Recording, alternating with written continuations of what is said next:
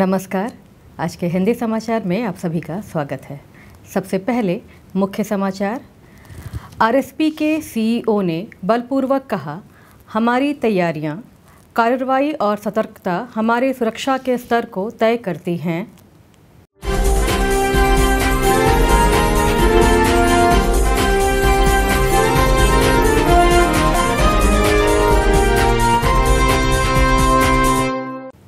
और कोविड-19 संक्रमण से ठीक होकर प्लाज्मा दानकर्ता के रूप में सामने आ रहे हैं सेल आरएसपी के कार्मिक।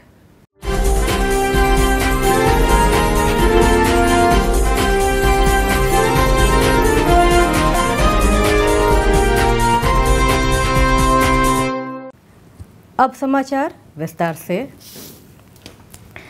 सेल राउरकेला इस्पात संयंत्र आरएसपी के सीईओ श्री दीपक चट्टराज ने 10 सितंबर 2020 को एक वेबिनार पर आयोजित सुरक्षा समीक्षा बैठक में कहा, हमारी तैयारियां, कार्रवाई और सतर्कता हमारे सुरक्षा के स्तर को तय करती हैं।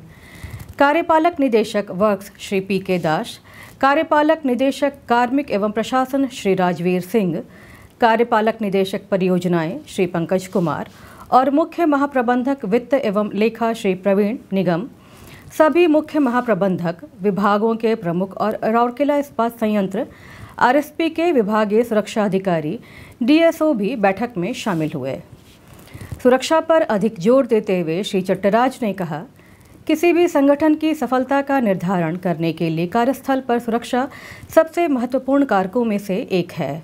उन्होंने हर घटना का मूल कारण खोजने और जिम्मेदारियों को सौंपने पर जोर दिया। उन्होंने रूटीन मोड से बाहर निकलने और हर कर्मचारी तक पहुंचने के लिए अभिनव तरीकों का इस्तेमाल करने के लिए विभागीय सुरक्षा अधिकारियों को प्रेरित किया और असुरक्षित कार्यों और व्यवहार के परिणामों के बारे में उन्हें जागरूक किया। सीईओ ने सुरक्षा उल्लंघन पर जुर्माना लगाने की आवश्यकता पर भी जोर दिया। संयंत्र की महत्वपूर्ण स्थापनाओं पर विचार करते हुए श्री चट्टराज ने सुरक्षा प्रोटोकॉल को मजबूत करने और संपूर्ण निवारण के साथ साथ प्रतिक्रिया प्रणालियां को सुनिश्चित करने पर जोर दिया। श्री चट्टराज ने आरएसपी द्वारा कोविड-19 महामारियों की चुनौतियों का सामना करने के लिए किए जा रहे व्यापक उपायों के बारे में भी विस्तार से बताया। सीईओ ने सभी मुख्य महाप्रबंधकों और विभागाध्यक्षों से इसे एक विशेष मुद्दे के रूप में लेने और महामारी से निपटने के लिए सभी सक्रिय उपायों को अपनाने को कहा। चले आ रहे प्रचलनों के मद्देनज़र एक विशेष संदर्भ में हेड इलेक्ट्रिकल सुरक्षा के संबंध में प्रस्तुतियां दी गईं। इसको स्टील प्लांट में ओवरहेड इलेक्ट्रिकल सुरक्षा और ऊर्जा प्रबंधन विभाग द्वारा कार्यस्थल की सुरक्षा में किए जा रहे सुधार के उपाय पर T&RM के प्रतिनिधियों द्वारा प्रस्तुतिकरण किया गया। बैठक में जो महत्वपूर्ण मुद्दे उभर कर सामने आए वे थे सड़क सुरक्षा, SOP और SMP के सख्त पालन और निकटवर्ती मिस मामलों की रिपोर्टिंग। इस अवसर पर बोलते हुए श्री दास ने कहा कि यदि परिसर में कोई दुर्घटना होती है तो विभाग के प्रमुख को रक्षात्मक नहीं होना चाहिए।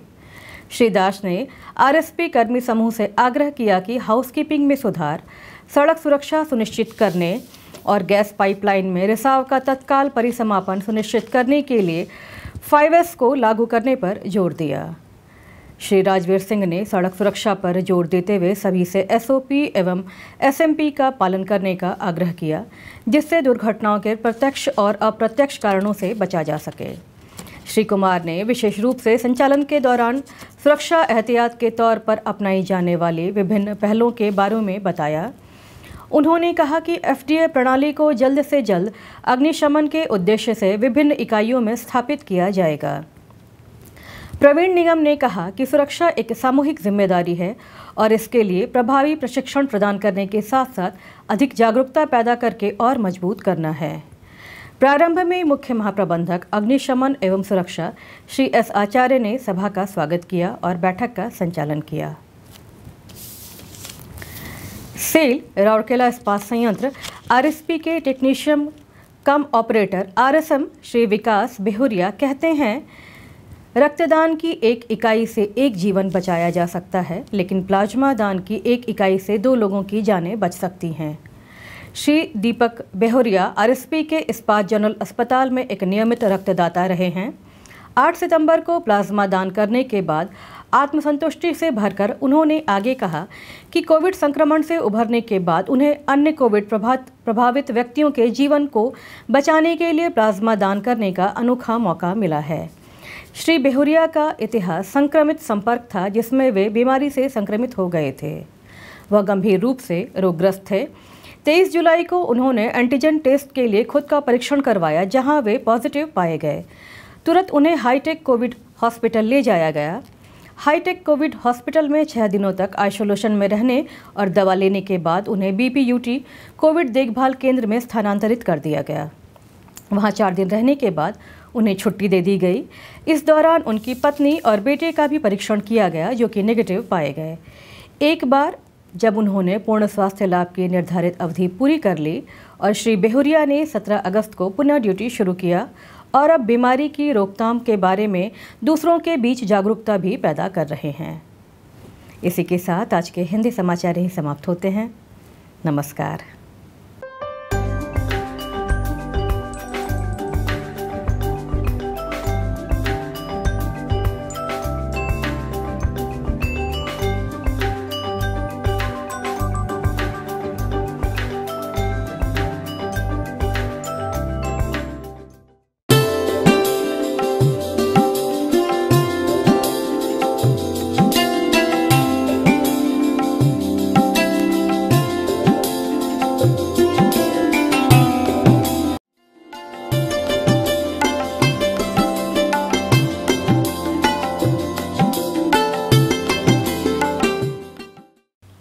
मैं स्मृतिश्री पंडा एग्जीक्यूटिव असिस्टेंट सीएलसी विभाग की हूँ।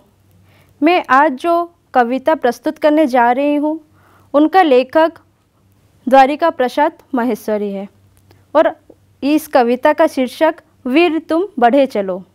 वीर तुम बढ़े चलो, वीर तुम बढ़े चलो, धीर तुम बढ़े चलो।